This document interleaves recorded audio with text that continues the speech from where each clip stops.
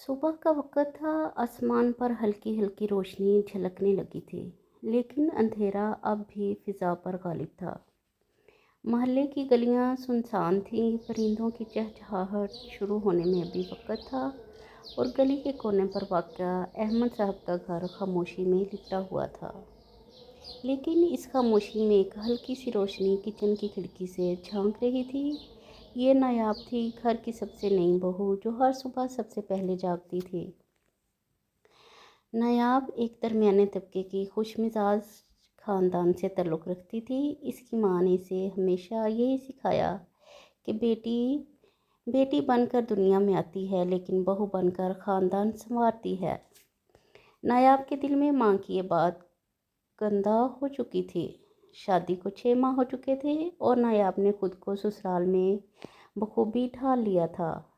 वो जानती थी कि मोहब्बत, नरमी और बर्दाश्त से ही दिल जीते जा सकते हैं। घर के तमाम अफराद उससे खुश थे, ख़ास तौर पर उसकी सास शमीम बेगम, जो बड़ी नुक्ताचीन खातून मशहूर थीं, मगर नायाब के अंदाज ने उनका दिल मोह लिया था। हर दिन की तरह इस दिन भी नायाब ने तहज्जुद की नमाज अदा की, खामोशी से चादर लपेटी और बावर्ची खाने का रुख किया। सबसे पहले उसने चाय का पानी चढ़ाया, फिर आटे को गूंदना शुरू किया। आज उसने आलू के पराठे बनाने का इरादा किया था, साथ दही भी निकाल रखा था। इसके साथ साथ वो छोटे छोटे बर्तन धो रही थी जो रात को देवरानी ने छोड़ दिए थे। नायाब का काम करने का अंदाज नहायत खामोश और तरतीब से भरा हुआ था। हर बर्तन अपनी जगह पर, हर मसाला साफ़ और मुनज़्ज़म और हर चीज़ वक्त पर तैयार। चाय तैयार हो चुकी थी और पराठे गोल गोल सुनहरे रंग के तवे पर खुशबू फैला रहे थे। इसने हर एक के लिए चाय अलग अंदाज से तैयार की। ससुर के लिए दालचीनी वाली, शोहर के लिए हल्की शक्कर के साथ और सास के लिए बगैर दूध के। शोहर फरहान नरम मिजाज और काम पर जाने से पहले नायाब के हाथ की चाय का आदी हो चुका था। वो अक्सर कहता, नायाब तुम्हारी चाय ना हो तो दिन ही नहीं चलता। सास शमीम बेगम को नायाब की नरम मिजाजी बेहद पसंद थी। इन्होंने कई बार अपनी बड़ी बेटी से कहा, ये लड़की तो मेरे दिल की आवाज़ सुन लेती है, जो कहो उससे पहले कर लेती है। देवरानी अलीज़ा, जो निस्बतन आराम पसंद तबीयत की थी, इब्तिदा में नायाब की सरगर्म ज़िंदगी को हसद की निगाह से देखती थी, मगर वक़्त के साथ नायाब की मोहब्बत ने उसे भी नरम कर दिया। वो अक्सर बावर्ची खाने में आकर बोलती, भाभी आपका हौसला है, मैं तो रोज़ सुबह सोचती हूँ उठूँ, पर आप पहले से सब कर चुकी होती हैं।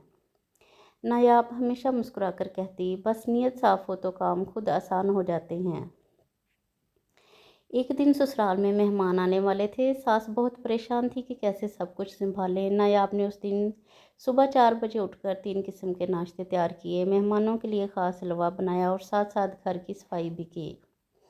जब मेहमान गए तो शमीम बेगम ने सबके सामने कहा, नायाब सिर्फ बहू नहीं, इस घर की रौनक है। इसने आज जो संभाला है वो एक माँ ही कर सकती है। नायाब की आंखें नम हो गईं। ये अल्फाज उसके दिल पर मरहम बन गए। इख्तितामिया, ये कहानी सिर्फ नायाब की नहीं बल्कि उन तमाम बहुओं की है जो हर सुबह सबके सोने से पहले जाग जाती हैं, जो अपने हाथों से नाश्ता बनाती हैं, लेकिन उनकी मोहब्बत नवालों में घुलकर घर को जन्नत बनाती है। वो किसी अवार्ड की तलबगार नहीं होती, बस दिल के गरम नरम गोशे में जगह चाहती हैं।